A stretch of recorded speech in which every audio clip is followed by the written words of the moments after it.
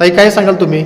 आता सध्या तुम्ही गाव भेट दौरा त्या ठिकाणी करताय, कशा पद्धतीचा तुम्हाला त्या ठिकाणी ग्रामस्थांचा प्रतिसाद मिळतोय? आज आम्ही खंडाळा तालुक्यामध्ये पाडेगावपासून सुरुवात केली.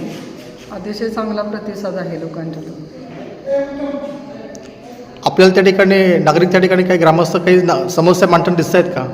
हो, ह्या भागात पाण्याचा प्रश्न आहे आणि रस्ते म्हणजे फिरत असताना पाहिलं रस्ते फारच खराब झालेले, त्यामुळे लोकांची मागणी की रस्ते करून द्यावे. कसं त्या ठिकाणी सामोरे जात आहे? महाविकासा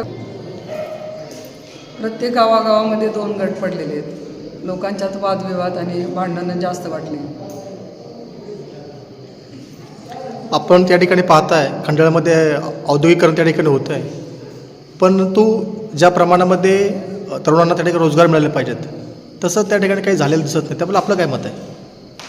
माझं मत आता सांगायचं म्हणजे आज मी दिवसभर फिरत असताना लोकांच्यातून असं म्हणणं होतं की भूमिपुत्रांना न्याय मिळाला नाही, की आपल्या भागातली मुलं तिथं नाही आहेत, म्हणजे बाहेरचीच जास्त आहेत आणि जे आहेत ते फक्त सिक्युरिटीमध्ये आहेत. शेवटचा त्या ठिकाणी तुम्हाला प्रश्न येत आहे, खेड जिल्हा परिषद गटामध्ये अविनाश धायगुडे पाटील त्यांचा जो गट आहे असं कळतंय, आम्हाला ऐकायला मिळतं की त्यांनी त्या ठिकाणी तुम्हाला पाठिंबा दिला, त्याबद्दल आपलं काय मत आहे?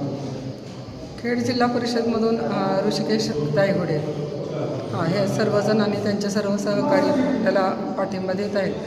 कारण त्यांचं मत असं आहे की हे भाजपमध्ये असून आपल्याला फक्त आमदारांना विरोध म्हणून आम्हाला पाठिंबा जाहीर करणार आहेत ते. आणि अविनाश दादा दायगुडे आणि शशिकांत दादा पिसळे यांचे मैत्रीचे संबंध होते पहिल्यापासून. आमचा त्या घराशी एक चांगला संबंध आहे.